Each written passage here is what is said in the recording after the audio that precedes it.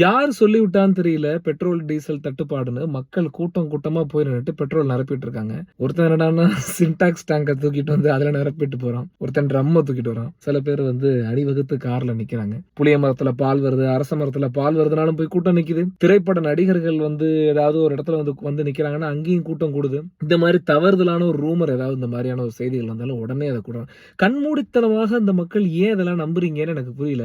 எந்த அரசாங்கமும் சட்டப்பூர்வமா எந்த விதமான அறிக்கைகளையும் வெளியிடல. இந்த மாதிரி பெட்ரோல் டீசல் தட்டுப்பாடு வரப்போகுது, அதனால பெட்ரோலை நீ முடிஞ்ச அளவுக்கு நீங்க போய் நிரப்பிக்கீங்கன்னு யாருமே இது வரைக்கும் சொல்லல. Only because of the social media. இது பண்ற வேலை கொடூரமா இருக்கு. நல்ல விஷயத்துக்கு இது ஆச்சுன்னா ஏதாவது நமக்கு உண்மையிலேயே சந்தோஷமா இருக்கும். இந்த மாதிரி உருப்படாத செய்திகளும் ஆகாவரி வதந்திகளை தான் வந்து ரொம்ப அதிகப்படியா பகிரப்படுது மக்கள்கிட்ட.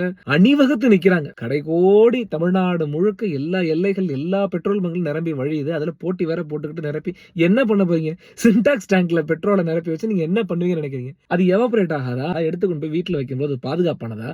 அதை சார்ந்து பக்கத்துல உள்ளவங்களுக்கு எவ்வளவு பாதிப்படையும்? யாராவது சின்னதா ஒரு தீக்குச்சி தூக்கி போட்டா என்ன ஆகும்? கண்மூடித்தனமா ஒரு பெட்ரோல் பங்க்ல 10 பேர் இருந்தா அடுத்து அதை பார்த்து இன்னொரு 10 பேர் சேர்றான், அதை பார்த்து இன்னொரு 100 பேர் கூடிடுறான். நல்ல செய்திகள் நல்ல நாட்டுக்கு, மக்களுக்கு, வீட்டுக்கு, ஒரு மனிதனுக்கு தேவையானதை மக்கள்கிட்ட கொண்டு போய் கடத்துங்க.